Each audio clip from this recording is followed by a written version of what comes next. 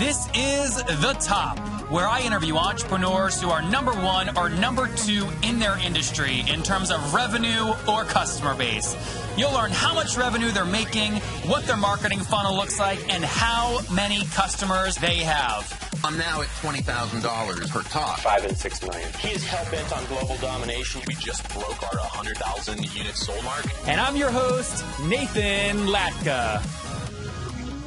I just finished traveling Southeast Asia for 41 days, and I usually always get sick when I travel, and quite frankly, eating is difficult for me. It's hard to find a restaurant, and I'm spoiled in Austin with my personal chef. Well, I took these little packets with me this time, 30 of them, in my carry-on suitcase. They kept me totally healthy with 11 different secret ingredients. You can see them at nathanlatka.com/juice. I'll tell you more later on in the show. That's nathanlatka.com/juice. This is episode 631. Coming up tomorrow morning, you'll want to tune in to learn from Christopher Gibson with Recursion. They run a Santa phage enzyme. It's a 40-person upstart launched in 2013. They raised $23 million in equity and have received $5 million in grants. Good morning, everybody. Nathan Latka here. Our guest this morning is Gregg, and he is the technology executive with over 20 years of experience leading innovative and transformative companies. He founded 4 venture-backed startups, all of which had successful exits, and is now building a company called Saleswise. He's deeply rooted in venture capital and the management of internet technology companies, having led several through acquisition and has had a hand in developing disruptive technologies and convergence of telecom plus internet, personal finance and online banking, web-based analytics and digital media / online marketing, and currently relationship intelligence. Gregg, are you ready to take us to the top? I am ready. All right. Tell us what Saleswise does and what's your business model. How do you make money? The Saleswise is a business relationship intelligence platform. So what we do is we help sales leaders, client success leaders get a real truly granular visibility into the most important relationships they have, whether that be prospects, customers, vendors, or partners. We are a SaaS company, but we do not charge by the seat.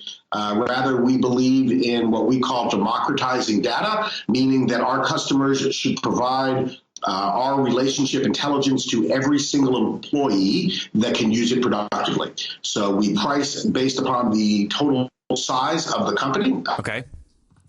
And what's the... and then we pass through the Google Cloud storage.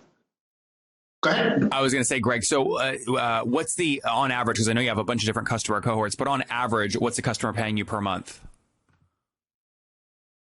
Somewhere just short of $1,000 a month. The entry level is $500 for under 100 employees. We go up to 500 employees for $2,500 a month. Okay. And take us back to kind of more of the story here. So what year did you launch this business in?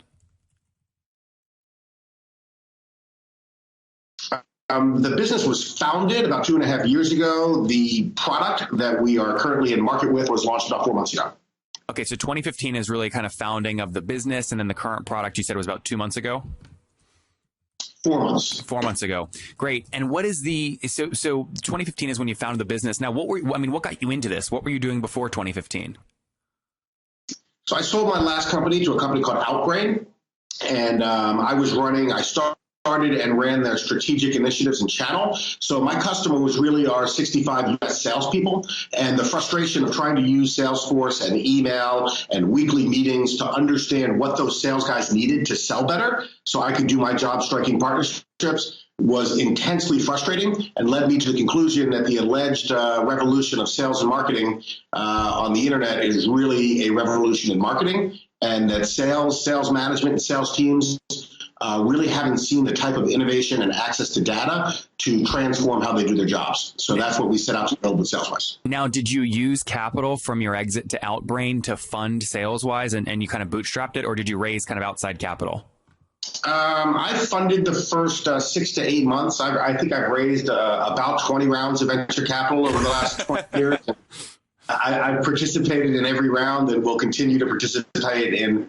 Anytime I ask outsiders for money, I tend to think I should be putting my own money alongside it. How much did you bet up front before you raised outside capital? How much of your own money did you put in? About $500,000. Okay, and how much have you raised total to date? Total to date, we've raised a little over $3 million, with a good chunk of that still in the bank. Okay, and was that mostly convertible notes, or did you do priced rounds? All price tracks. All priced. Oh, great. That's great. All price tracks. I mean, my initial capital was a convert, but everything since then has been price tracks. Got it. And then where are you at now in terms of team size? We are about 10, 11 guys. We are just hiring our first sales and marketing people. So, the infrastructure required to do what we're doing is enormous. So my co-founder was 5 years Mountain View Google. And to give you some sense, we're syncing over 800 million Salesforce records a day and have over 5 terabits of data. So it was a full 2 years, year and a half to actually build the infrastructure required to service the type of enterprises and the magnitude of data that's required for the platform to perform. I mean, that's a lot of data. How many customers are you serving now, January 2017? Or February? We don't disclose exact numbers, but we're over a dozen customers and adding 1 or 2 a week right now. So we're really just ramping up sales and marketing. Got it. So it's fair to say, again, you're in the fairly early stages because you just launched the product, but it's fair to say you're doing, call it at least 12 grand per month in monthly recurring revenue? Yeah, that's about right. Yep. Okay, and then you mentioned 11 people. Are you guys all based down there in the Atlanta Tech Village? We are. Oh, good. Okay. We are. Good. And then what is talk to me about some of the other stuff you look at, and maybe speak from experience too, because I know this one's kind of just getting off the ground in terms of revenue and cohorts and analyzation. But when you look at your gross kind of churn or what you think churn will be for this kind of ARPU and this kind of cohort you're going after, what do you anticipate that being? It's too early to tell. We haven't lost a customer yet. And we're having customers just now ask about subscribing annually for some kind of discount. So given the nature of our data integration, we extract and synchronize the entire Salesforce database and the entire Exchange or Gmail stack day one. So once this data is integrated with our platform and people start using it, it's very difficult to replace until we see some competitors in the market. Yep. So I think we'll enjoy very, very low churn, maybe even negative churn and expansion for some period of time until the market category gets established and we see some competitors, which I would imagine will be the cause of churn. Who do you see as maybe you don't have direct competitors now, but who is closest to you in this space? Just name 2 or 3. I think the guys at DataHug are pretty close. I think that what RelateIQ was doing prior to being acquired by Salesforce is fairly close. Some of the CRM players that are looking at kind of the next generation of CRM, when they merge with the BI players, I think that'll get close. Name someone in that CRM space. In the CRM space that's close, maybe Stereo, who's kind of a mobile-first data integrator. The guys at Contactually are getting close. They're kind of in the CRM space there as well. I think that the best comparables would be to look at like what Gainsight and Tatango have done on the customer experience side and the way that they're looking at large data sets and simplifying them for knowledge workers to use every day. Yep. I think those are really good comparables. I think eventually the guys in the BI space like Domo and Tableau are looking at the same data sources we are, but they're rolling up for executive dashboards and trends, whereas we're providing, absolute granularity into what's happening on a relationship by relationship basis. And are you, from a data source perspective, I mean, I know a lot of people, you kind of mix and mingle data with other sources, that people buy Clearbit or Full Contact or some other access to APIs. Are you doing any of that, or is most of the stuff just web scraping you're doing? We don't do any web scraping at all, except for a little bit of social. So Clearbit is actually a vendor of ours, so we use Clearbit. Okay. One of the biggest innovations that we have is we're breaking the linear relationship you have with email. So if you and 5 of your compatriots in your company are all working on a deal, we look at all of the inboxes in aggregate. We look at all of the messages, documents, contacts, meetings that pertain to a relationship. And we recompile that into one place, a single pane of glass, to understand everything that's going on inside of your enterprise as it pertains to a relationship. So as we look at those contacts and who the people are, we ping Clearbit to get titles. We do scrape, pictures from social media. Okay. But for the most part, we walk directly in through the APIs of Salesforce, Gmail, and Exchange. We don't do any scraping. So guys, I'm so glad to be back in Austin. I just got back from a major tour of Southeast Asia. Went to Sydney, Bangkok, Bali, and Japan. And, I always get sick when I travel. And this particular trip, my gosh, 15 different airports, 20 different hotels. I mean, imagine flushing in airport bathrooms. I was worried about germs and getting all the nutrition I need. I mean, finding a restaurant in Japan difficult because nothing's in English. So it was hard enough to figure out the train system. But my point is, I had a guy named Drew Canoli on the show who said, Nathan, if you're concerned about that, take these little green packets with you. You just mix them once per day with water.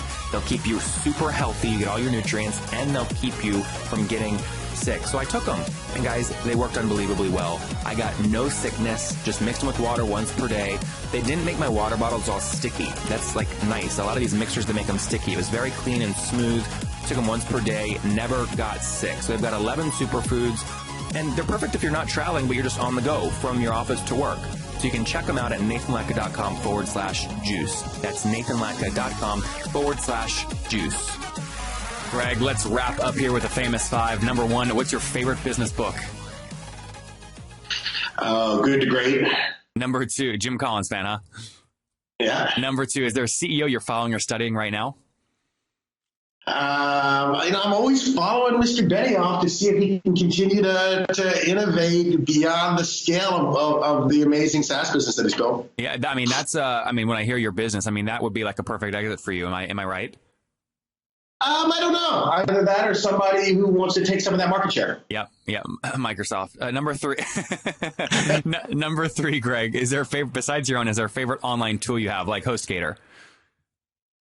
Favorite online tool? I think right now it's got to be Mixpanel. Or Full Story. One of those really kind of what are people doing with my product every day platforms. What was the second one? Full Story. Okay. All right. Number four. Yeah. How many hours of sleep do you get every night? 7 or 8. Okay, that's pretty good. And then what's your situation? Married, single? Do you have kids? I am happily married with 2 kids who are off to college, but we're all going to be buckled in and watching our Falcons win on Sunday. Ooh, that's a big game. Big game. How old are you? I am 50 years old. All right, Gregg, last question, man. Bring it home for us. Take us back 30 years. What do you wish your 20-year-old self knew? Oh, my 20-year-old self. Don't sell your first company for $20 million when you can sell it for $50. You said don't sell? What was your first company? Company called Telit, internet company, unified messaging, started in 1994, sold in 1996. The CEO flew up, said he wanted to buy the business. I said, you can't afford it. He said, how much? I said, 20 million. He said, sounds fair. I threw up in a trash can and become and then everything went up through the roof in the 1999-ish range. You should have waited a year or two, huh? Well, I sold one in 99 for just under $200 million as well. So which one was that? I hit that one as well, and then I lost my degree in timing when I started one in the beginning of 01. All right, guys, there you have it from founder of Saleswise, an experienced entrepreneur. He's been around the block. He's seen it. Gregg, again, helping folks build better and non-linear relationships with their data so they're not so reliant directly on email, tied into many, many different APIs to get great data. Now serving over 12 customers, doing ARPU-wise about $1,000 per month. Too early on other unit economics. They raised about $3 million. He put in $500,000 for the first 6 to 8 months to fund it. Their team of 11 is based down there at the Atlanta Tech Village. Gregg, thank you for taking us to the top. Thank you, sir. Have a great day. If you enjoyed today's episode with Gregg, go back and listen to yesterday's episode with Matthew. His company Mention is helping 4,000 customers with Google Alerts on steroids, all paying a minimum of $60 a month for $240,000 in monthly recurring revenue. It would mean the world to me if you guys got any value from this episode, if you would go leave a review on iTunes right now and then subscribe. You know, I hustle like heck to get these episodes out every freaking day for you guys, and trust me, I love it. I would do it with no listeners, but boy, oh boy, it makes my day and it makes my team's day when we see great reviews and get your feedback. So thanks so much. Top Tribe, I love giving away free money. I feel like Oprah giving away cars, and I have something special for you today. How many of you have heard our super sharp guests talk about success they've had with Facebook and Google Ads? Well, all of you listening right now, yes, if you're listening, you get $100 in free AdWords. Here's how you get it, okay? Again, thanks for listening. Get the free $100 from Google right when you sign up with my website host provider, HostGator. Go sign up now to get your free money. HostGator.com/Nathan. Again, that's HostGator.com/Nathan.